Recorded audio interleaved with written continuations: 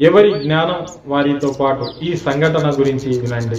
ఒక వ్యక్తి మేకలను మేపుతూ ఉంటాడు. ఒక మేక అక్కడే ఉన్న పండితుని ఇంట్లోకి దూరిపోతుంది. తన ఆరాధనకు భంగం కలిగిస్తుంది. ఆ పండితుడు ఆ మేకను అక్కడే బంధిస్తాడు.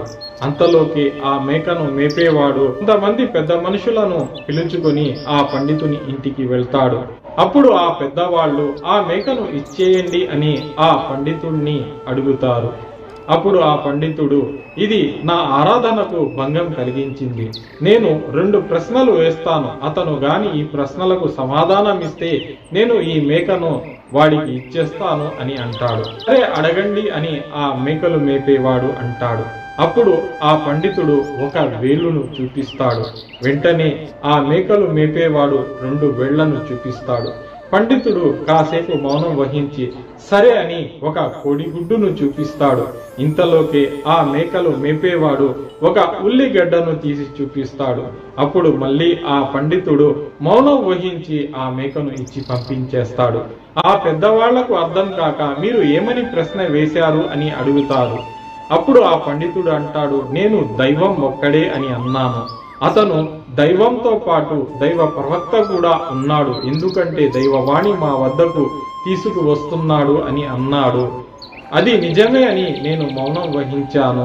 నేను బాధపడ్డాను. ఆ తర్వాత నేను భూమి కోడిగుడ్డు ఆకారంలో ఉంది అని అతనికి చూపించాను. కాదు అది ఉల్లిగడ్డ ఆకారంలో ఉంది అని అతను చెప్పాడు. అతనే గెలిచాడు కాబట్టి నేను మేకను ఇచ్చి పంపించేశాను అని అంటాడు.